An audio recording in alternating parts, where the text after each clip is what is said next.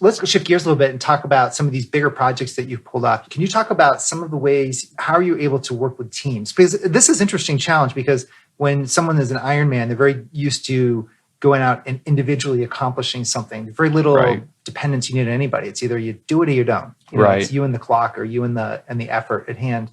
But when you're in a team effort, it's completely different. And not everybody has got Iron Man capabilities. Right. So how do you work with your team to have them achieve an outcome that is extraordinary? Well, so I'll talk about a couple of different things. One is, I think the biggest challenge for CIOs a lot of times is when they're working on a project and none of the people who they're dependent on report to them, right? So you're trying to deploy PeopleSoft or Oracle, an ERP system, and the people you're mostly relying on, like the accountants and HR people, all report to someone else. They don't report to you.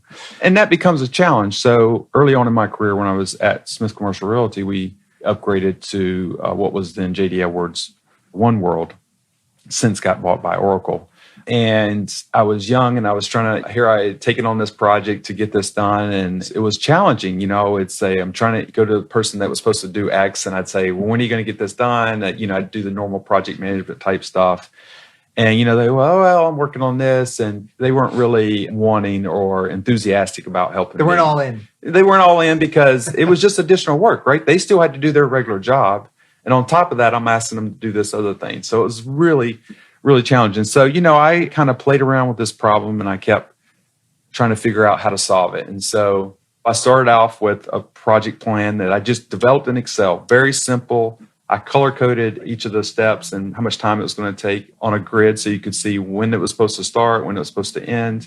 And then I would change the colors as we got closer to the end. If it looked like it wasn't going to make it, I would turn it yellow. And if it didn't make it and they blew it, I would turn it red. And so I did that. I circulated it, and I got some movement on that. But I wasn't getting enough movement. I still was going to miss my target date. So then I said, you know what? We got this plotter. I'm going to take and I'm going to print this out on the plotter paper, and I'm going to hang it all over the office, right? So how dimensions of this thing? It was like 3 feet by 3 feet or something, right? It was pretty big, right? So it was big enough that when you came out of the coffee room, right, if you were the CEO, you would see what was red, and it happened, right? And so I put it in front of this coffee room, or coffee area, which was one of the areas, and kind of sit back and watch what happened. And I would see the CEO or CFO go up and see something was red, because your eyes went right to that red, right? And he would go talk to that person. Oh no! And next thing you know, that stuff is getting done, right? But that was what you have to do. You have to constantly. So it's visibility, transparency to the whole company. Yeah. So then on another project, I did that. And then I also got these big clocks, these countdown clocks, right? And I hung them up all over the office, right? And so it's very annoying. If you weren't in my vote, you'd think that's very annoying. But it basically was a countdown of when oh my goodness. This project had to be done by and how much time we had to get there. And, I just constantly tried to think of different ways to keep it front of mind for people. Keep it in front of mind, keep people motivated, keep people understanding that they got a lot to do. Hello, and you are listening to Bill Murphy's Red Zone podcast. I interviewed leaders who inspire me in the areas of exponential technologies, business innovation, entrepreneurship, thought leadership, enterprise IT security, neuroscience, philosophy, personal development, and more. Welcome to the show.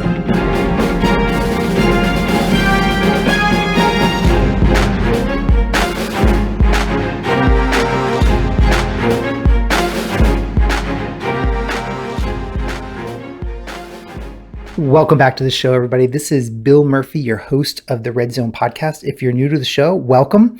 If you're listening for the second, third, fourth, or multiple times, you're going to love this episode today. Today, I interviewed Bill Granger, who's the CTO of Walker Dunlop. And this episode continues on this path that I've been exploring CIOs and their unique superpowers, skills, and strategies and tactics that make them the best, that make them the top of their game.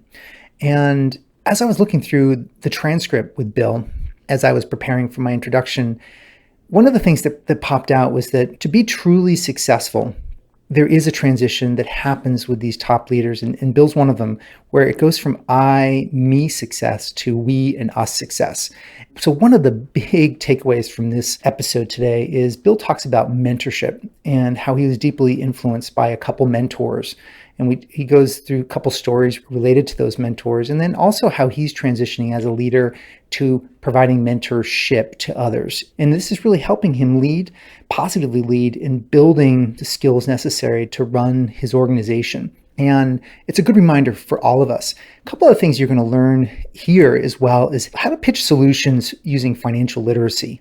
So this is one of Bill's superpowers because he comes from the financial background. But what's interesting is how he takes this, and you can learn a lot from him in regards to this. And so it's interesting. As I go through these conversations with CTOs, just on a little sidebar, I rarely find any CIO that's like super in everything. But what I like to do is highlight the strengths of individuals so that you can learn from them, because I'm trying to highlight their strengths, but nobody's perfect. And so that's a really big message as I go through talking to these leaders, is that they all have soft spots and they all have vulnerabilities, but they've really doubled down on their strengths, which is interesting. And they found different ways to supplement and to find either team strengths to supplement vulnerabilities they may have, or reaching outside to partners, or they double down and make something that's soft become a strong point. So a couple of things you're going to learn from Bill is how he approaches exponential and disruptive technologies, the role of exercise in his life, and also the role of continuous learning. Oh, that's another big one. It's kind of a major theme that I've been learning recently, and just I hope you've been picking up, is that rarely do I find these top leaders are just stop learning. And I mean, I'm not talking learning like once in a while they go to a seminar or go to a Gartner conference. I'm talking they're deeply learning every single week, every single day. It's just their natural curiosity is through the roof. And one of the big things for this conversation with Bill is project management. You're going to love the story of project management because he has some really unique ways of building the ability for all people, whether they have a complete vested interest in a project or not, how he gets people involved in projects across the company and builds accountability and teamwork. And it's really interesting. You might be hearing some background noise. That's because I'm recording this during the middle of the day in my company. And usually I do it at night when it's quiet, but sometimes you just got to get this stuff done. So apologize for the background noise, but that's what it is. Finally, there's a story at the end that you're going to love about the flea.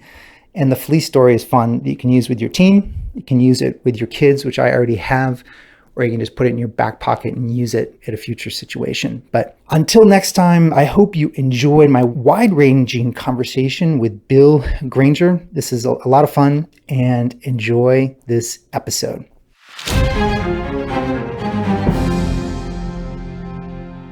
Okay, Bill, welcome to the show today. Thank you. All right. Happy to be here. Good. Well, I know we've been planning this for a while, so this is cool. I know we had a conversation probably 6 weeks ago now. Yeah. And we talked about a lot of cool things. Probably the coolest, of course, is triathloning. Yes, of course.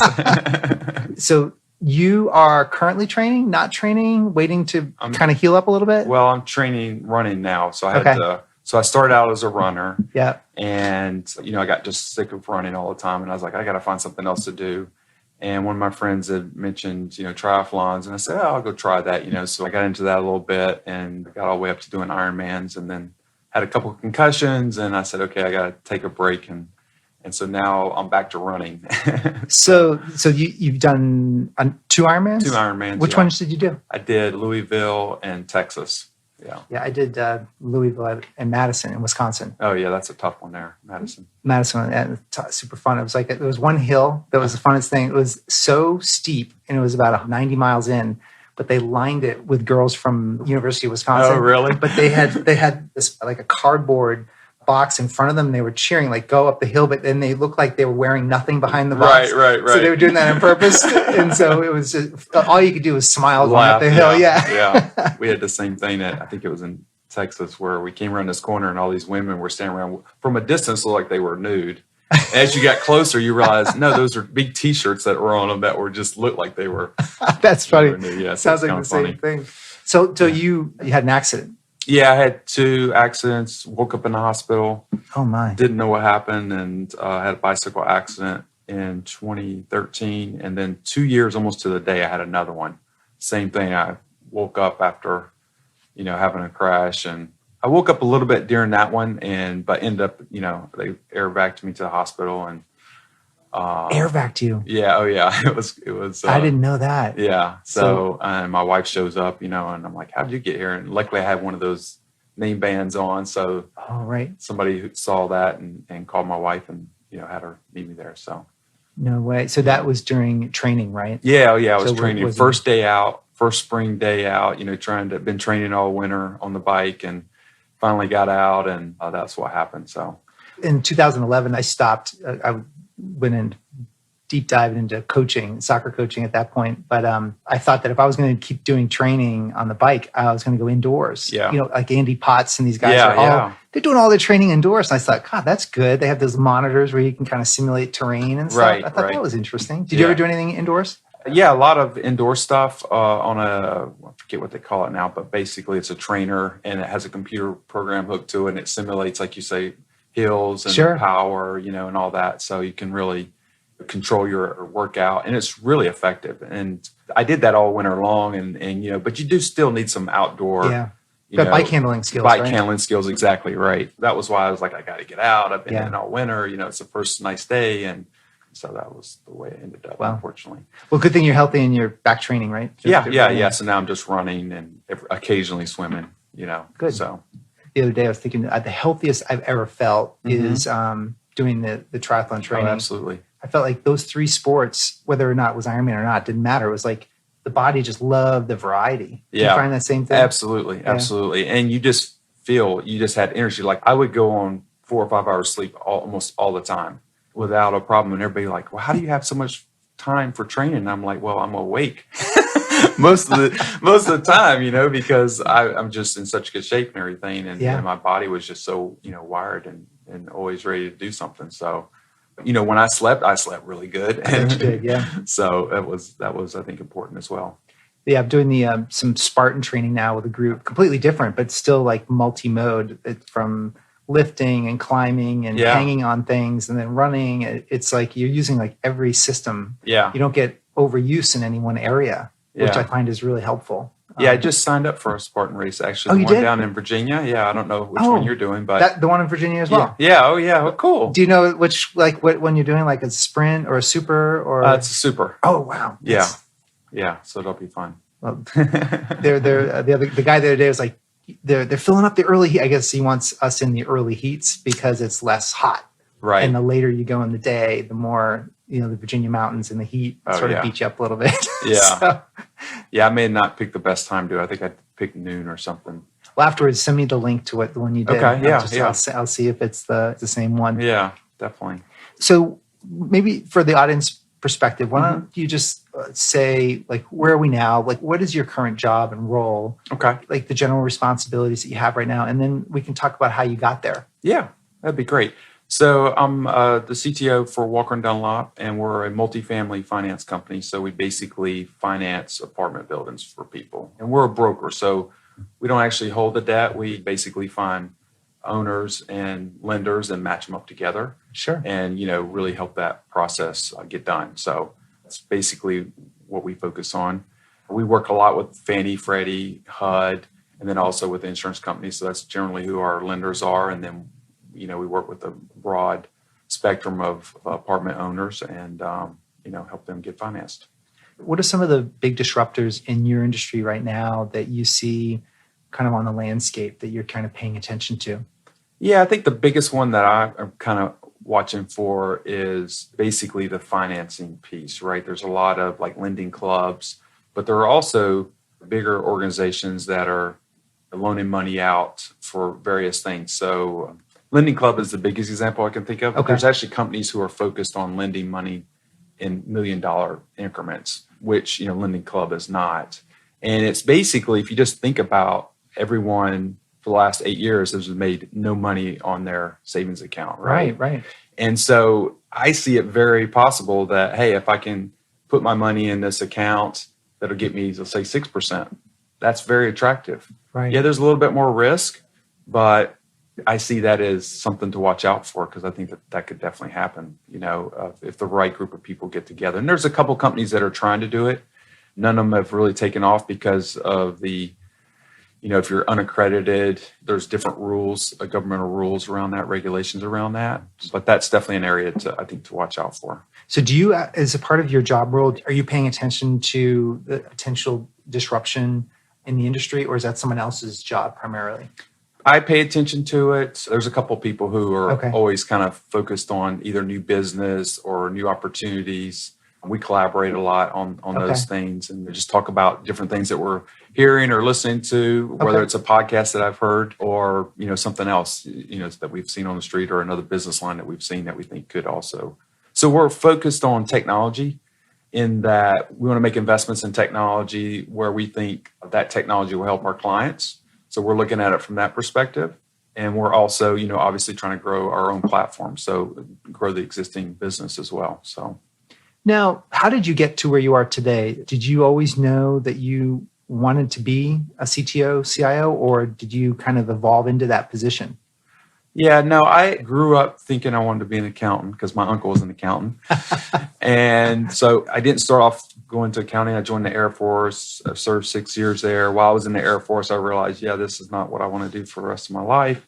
So I need to start with plan B. And so like a year within, year being into the Air Force, I started going to school and I got my degree in accounting, got out, passed the CPA exam, got a job working at a local public accounting firm here in Washington, D.C., and did that for 4 years.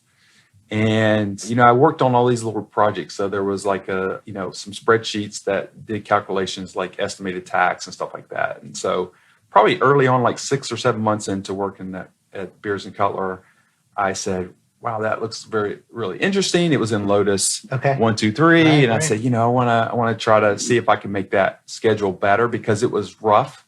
It gave you a rough estimate, didn't give you, I was like, I want to recreate what the tax return does so that when you put your numbers in, it's exactly what the tax return is going to be. And so I worked on that and a couple of other little projects, recommended accounting systems for clients that were smaller and wanted to kind of get some systems in place. And then one day I got a call from a headhunter. It said, hey, we're looking for somebody that is going to be accounting half part-time and working on managing this system part-time. And I said, wow, that sounds very interesting. That's what worlds. And let me move on that and see if that's a good, that will get me into technology. Because I kind of wanted to be in technology. I realized at that point that, if I really wanted to make companies more efficient, which is really what I was focused on, that technology was going to be a much better way to do that versus being an accountant. And so I took that job. And within 2 months, the person, I was there 2 months and I really hated it. I mean, it was awful. I complained to everybody about it. I was too vocal, really, looking back on it. But I'll tell you a funny story. So every day for a week, I met this person in the bathroom. I'd see this person in the bathroom and I was like, wow, hey, how are you? Because I was from the South. I said hi to everybody, why wouldn't you say hi to everybody? So every day I would say hi to this person and he would just look at me like I was like, who are you? And so Friday comes around and I said, you know what? It started bothering me. And I said, if I see that person in the bathroom, I am not going to say hi to them. And so sure enough, I go to the bathroom and there they are. And I went and did my business and left and got back to my cube and I got a phone call and this assistant that says, Mr. Lerner would like to meet with you. And I said, okay, all right. Well, what's a good time? We set up a time and everything. And then I got off the phone and I said to my guy sitting next to me, I said, well, who's Mr. Lerner? He said, he's the CFO. And I said, oh, the CFO. Okay, I haven't met the CFO. And I'd been there 2 months.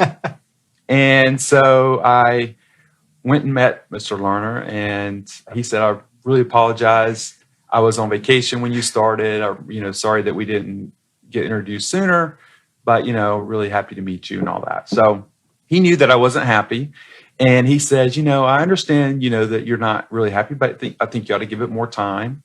And I said, yeah, I understand, but there's just so much wrong with this company. I said, we're on Quattro Pro. We have 150 spreadsheets. They're all linked together. And if somebody changes one line in one of them, it messes the whole thing up. I said, it's just ridiculous. And I said, we really need a system to put this data in so that we don't have this problem. We spend way too much time doing that and not analyzing the data. And he said, that's interesting, and he said, okay, well, I'll think about that and, I'll touch base with you later. And so about a week later, he called me in and said, I thought a lot about what you said, and I want you to go out and find us a budgeting system, and I want you to implement it.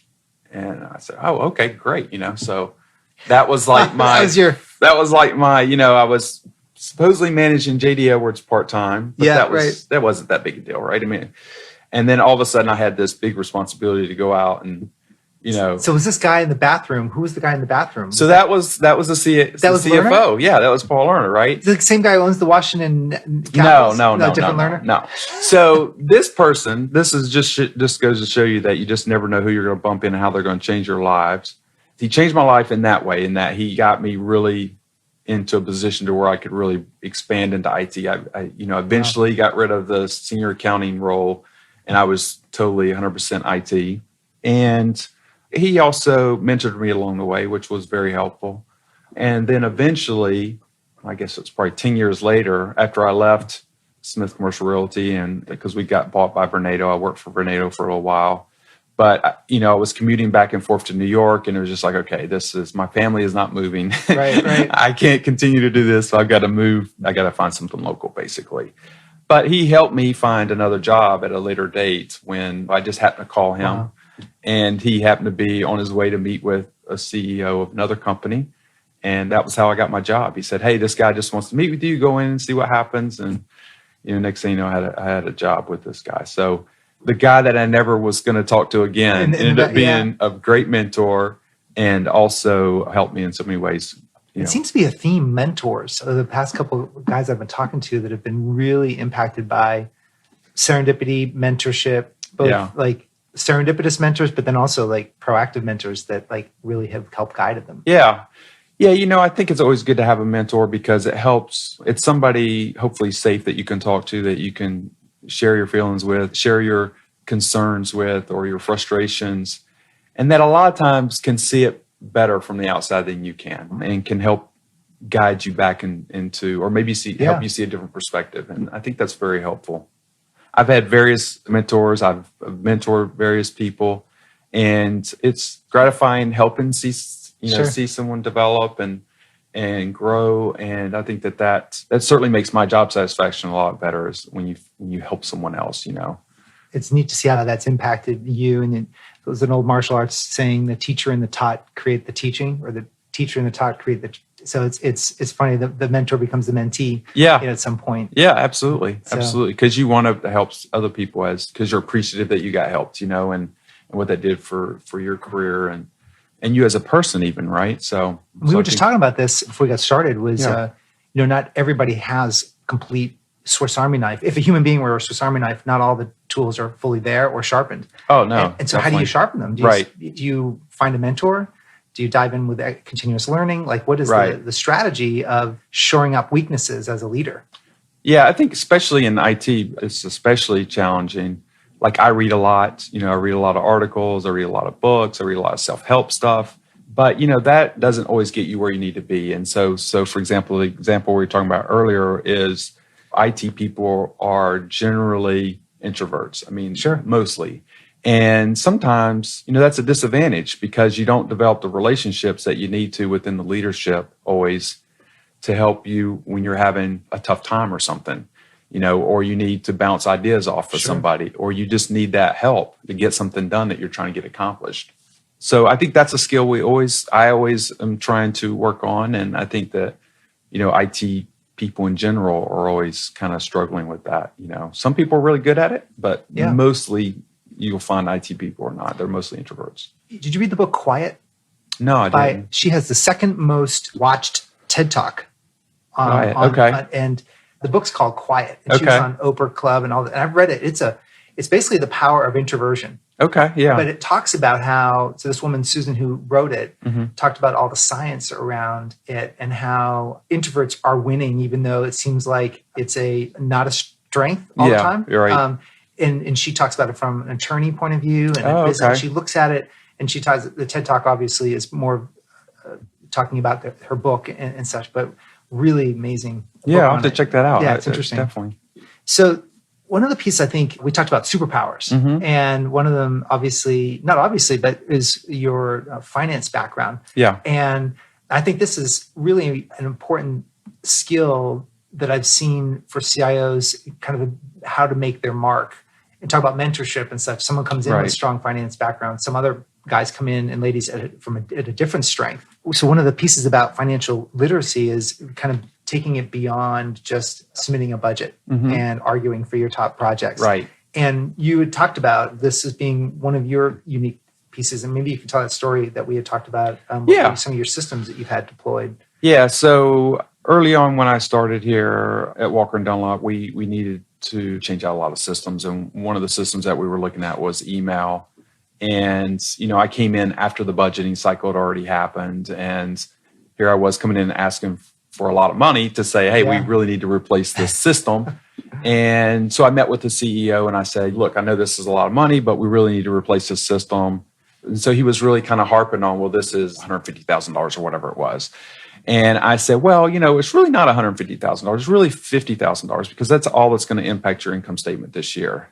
And he looked at me, he goes, that's right, you're an accountant, right? Yeah. And that made the whole conversation go smoothly. After that, it was not about the money anymore. It was about, okay, well, how are we going to do this? And what's the timing? And just move the conversation along. So it was very helpful.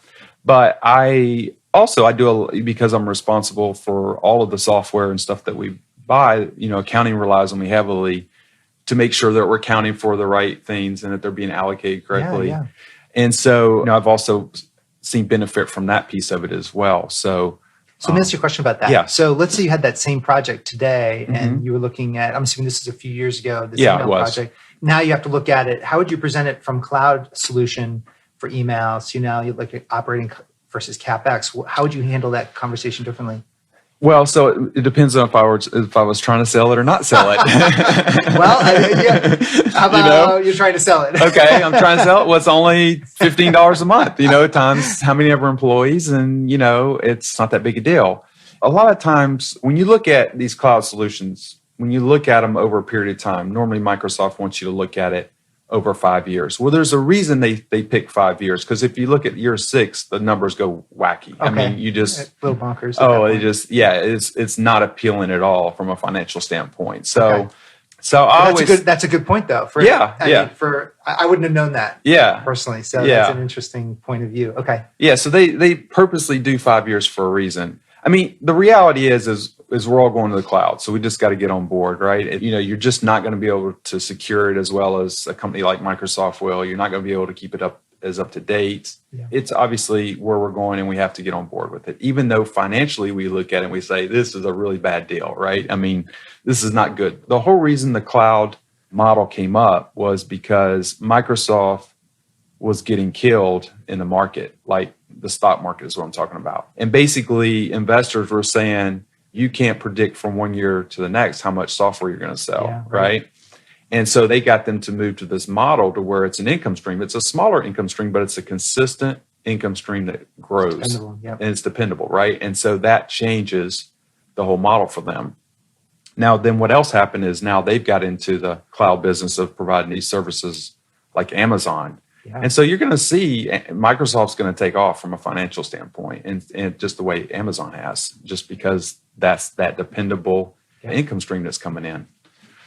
So now, how do you deal with the fact that sometimes I'm picking on Amazon a bit now, but on AWS, the variable usage money, where you can't predict the inflows, like how do you communicate that to the business? All of a sudden you have these spikes of usage. Right. That is the challenge, really. Okay. And that is the challenge that most, I would say, CIOs are having, is that they can't predict or budget even what that number is going to be because they don't know what the use is going to be. So now we've gone from one unpredictable outcome to another unpredictable, unless it's email or something very discrete. Exactly. And, I mean, that's obviously something we can offset. But when you have an e-commerce site or a financial platform that gets hit, right, between the 25th and the 30th, and all of a sudden, or the developers are trying to get a new release out Exactly. quarterly. That's an interesting. Yeah. And I'm sure the industry will solve it as we go. Oh yeah, and they're trying to provide predictive modeling and stuff, but you have to give it the numbers, right? You have to give it the estimates of how many users are going to come in and that kind of thing in order to do it. It'll get better and better over time. But this is interesting because the senior VP of sales never says, I'm going to guarantee you X revenue. Well, they budget, right? They budget. So why can't we budget? Well, we can, but we're just not always right. Like the sales guy. Sales guy's never right either. That's true. It's plus or minus. There's a certain, like Bob, the senior VP of sales, he's going to lose his job if he is off too much. Yeah. But hopefully he's north of the estimates because everything's really we're depending on him to bring in the revenue. Well, there's a lot of sandbagging that goes on, right? I mean, right, and so it's a balance, right? It's a dance. I mean, everyone's trying to get as close as they can to what they think the number is so they don't get in trouble for not meeting it, but also do a little better than everyone thought they were going to do. Let's shift gears a little bit and talk about some of these bigger projects that you've pulled off. Can you talk about some of the ways, how are you able to work with teams? Because this is an interesting challenge because when someone is an Iron Man, they're very used to going out and individually accomplishing something. There's very little dependence you need on anybody. It's either you do it or you don't. It's you and the clock or you and the effort at hand. But when you're in a team effort, it's completely different. And not everybody has got Iron Man capabilities. Right. So how do you work with your team to have them achieve an outcome that is extraordinary? Well, so I'll talk about a couple of different things. One is, I think the biggest challenge for CIOs a lot of times is when they're working on a project and none of the people who they're dependent on report to them, right? So you're trying to deploy PeopleSoft or Oracle, an ERP system, and the people you're mostly relying on, like the accountants and HR people, all report to someone else. They don't report to you. And that becomes a challenge. So early on in my career, when I was at Smith Commercial Realty, we upgraded to what was then JD Edwards One World, since got bought by Oracle. And I was young and I was I had taken on this project to get this done. And it was challenging. I would say, I'm trying to go to the person that was supposed to do X. And I'd say, well, when are you going to get this done? I'd do the normal project management type stuff. And, they well, I'm working on this. And they weren't really wanting or enthusiastic about helping. They weren't all in. They weren't all in because it was just additional work, right? They still had to do their regular job. And on top of that, I'm asking them to do this other thing. So it was really challenging. So, I kind of played around with this problem and I kept trying to figure out how to solve it. And so I started off with a project plan that I just developed in Excel, very simple. I color coded each of the steps and how much time it was going to take on a grid so you could see when it was supposed to start, when it was supposed to end. And then I would change the colors as we got closer to the end. If it looked like it wasn't going to make it, I would turn it yellow. And if it didn't make it and they blew it, I would turn it red. And so I did that. I circulated it and I got some movement on that. But I wasn't getting enough movement. I still was going to miss my target date. So then I said, you know what? We got this plotter. I'm going to take and I'm going to print this out on the plotter paper and I'm going to hang it all over the office, right? So how the dimensions of this thing? It was like 3 feet by 3 feet or something, right? It was pretty big, right? So it was big enough that when you came out of the coffee room, right, if you were the CEO, you would see what was red. And it happened, right? And so I put it in front of this coffee room, or coffee area, which was one of the areas, and kind of sit back and watch what happened. And I would see the CEO or CFO go up and see something was red because your eyes went right to that red, right? And he would go and go talk to that person. Oh, no. And next thing you know, that stuff is getting done, right? But that was what you have to do. You have to constantly. So it's visibility, transparency to the whole company. Yeah. So then on another project, I did that. And then I also got these big clocks, these countdown clocks, right? And I hung them up all over the office, right? And so it's very annoying. If you weren't in my vote, you'd think that's very annoying. But it basically was a countdown of when oh my goodness. This project had to be done by and how much time we had to get there. And, I just constantly tried to think of different ways to keep it front of mind for people. Keep it in front of mind, keep people motivated, keep people understanding that they got a lot to do. So it's less about you walking around saying, have you done this for me? It's more, you're making it aware and conscious publicly without actually going into someone. Well, I would walk around as well. Yeah. But you think this made the bigger impact? It made the bigger impact because there was an obvious deadline And there were things that had to get done in order for this project to be accomplished. And, we had our normal status meetings. I would have that chart with me and people would see that. A lot of times it's the manager who is either making it happen or not happen, right? So you got 10 accountants reporting to a manager. The manager, if he's not motivated to make it happen, then it's not going to happen. And so you have to get him motivated, and then he'll get his people motivated. Okay. And so that's kind of how I worked. But that's an interesting approach. I think I mentioned, I just left a meeting prior to coming here, and he projects his help desk system up onto a huge screen. Yeah. First of all, to let people know that we don't just sit behind closed doors and do nothing here, that we're really, and it's visible to everybody that we're actively hustling through tickets. There's a part of IT that is blocking and tackling, making users happy. And so he said that's been really helpful.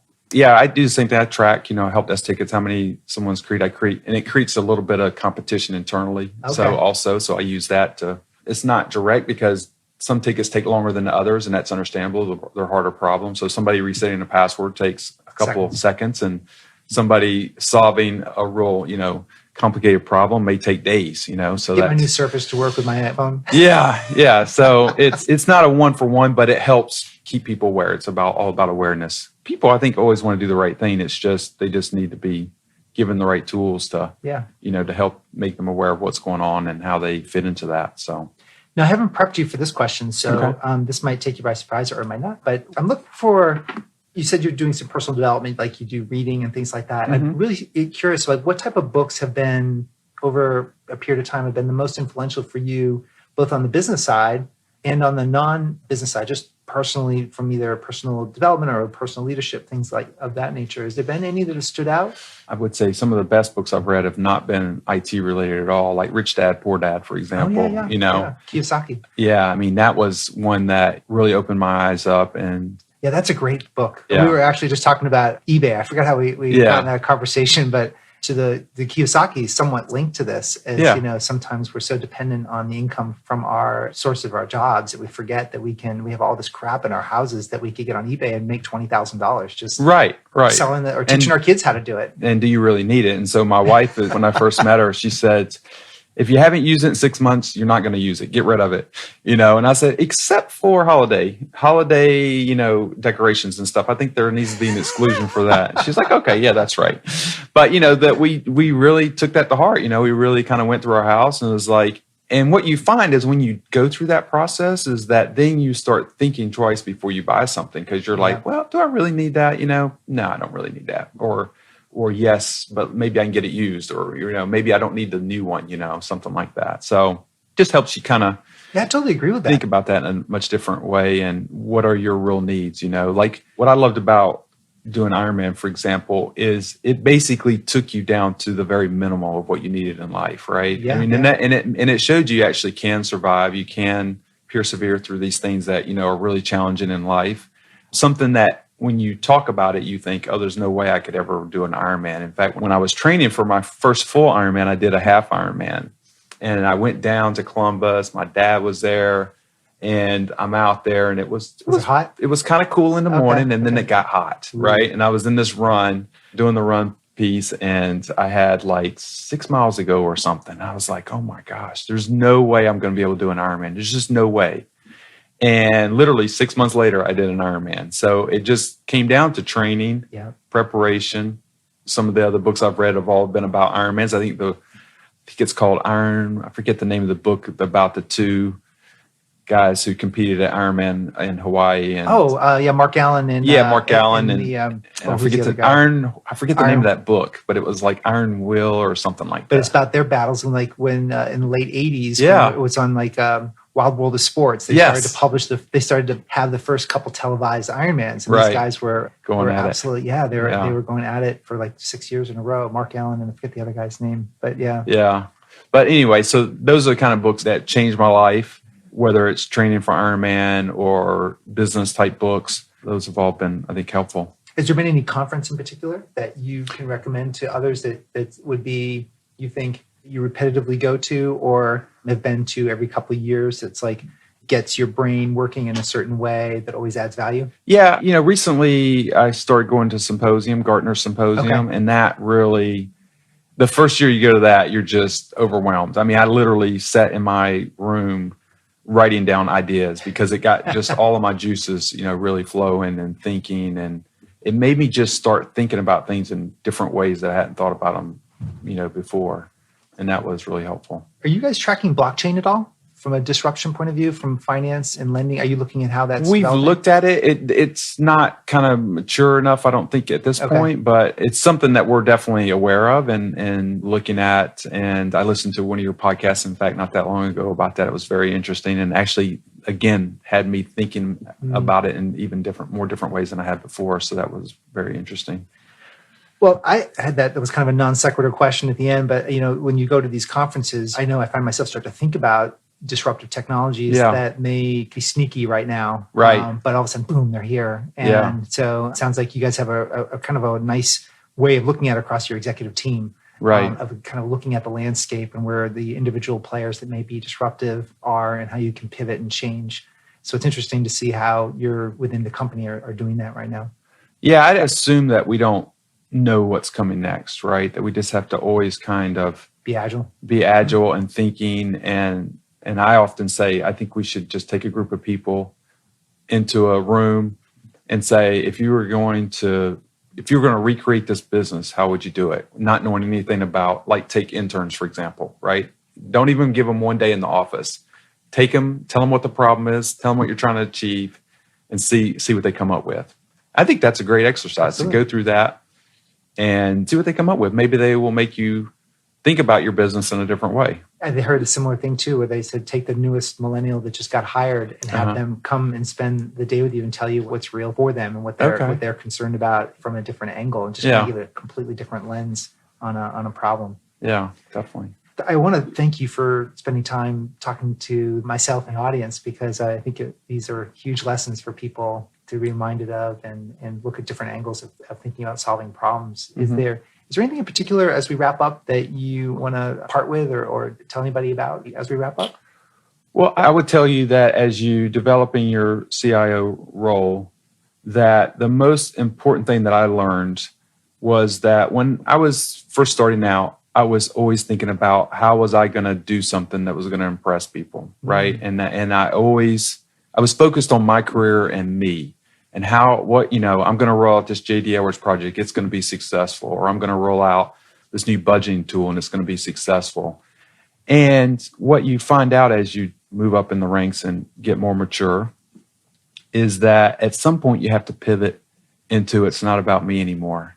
It's how can I put other people in positions to where they can be successful, and how do I help them be successful? And just by the fact of them being successful, it's going to help you. But it's no longer, you've already got to the position you wanted to get to. Now you got to figure out how you help other people to move up and get what they want. There's a saying that said, Zig Ziglar, right? It says, if you help enough people get what they want, you'll get what you want. And that's one of my, one of the South people, Carolina too, right? Where you were raised, right? Yeah, I think so. I mean, that was one of the persons that I listened to a lot when I was in college. He's great. I would just listen to his or it wasn't podcasting, it was just tapes, but I would just listen to him for hours and hours over and over again. Every morning before I went to work, I'd listen to him. So if you help enough people get what they want, then you'll automatically get what you want. Yeah. And there's a lot of things that I learned in his teachings that I still use today, because I just listened to him so much. I didn't ever want to forget him, and so I say them to my kids, and sometimes when they don't want to do something, they think they can't do something, I'll say, let me tell you a story about these fleas. They were in a jar and they kept jumping, and they never jumped out of the jar because there was a lid there. But then they took the lid off and the fleas never jumped out because they thought that was their limit. That's as high as they could ever jump. Now, you don't want to be a flea, do you? That can't jump because you think that that's your limit. You should always explore as much as you can and try as hard as you can to see how far you can get. So you'll listen to Dad a little bit more in the story than you just lecturing them. Yeah, exactly. It's, parenting's a whole nother story, right? We could have a whole podcast on parenting. Well, I really appreciate you for your time, Bill, and this has been fantastic. So Thank you. We hope we can do this again. Absolutely. Yeah, absolutely. Cool. Until next time.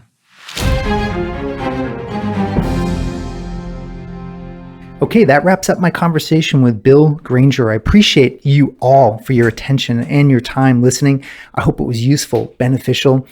And if you have any comments, please go to iTunes. Leave any comments on the show there on iTunes. That's Bill Murphy's Red Zone podcast.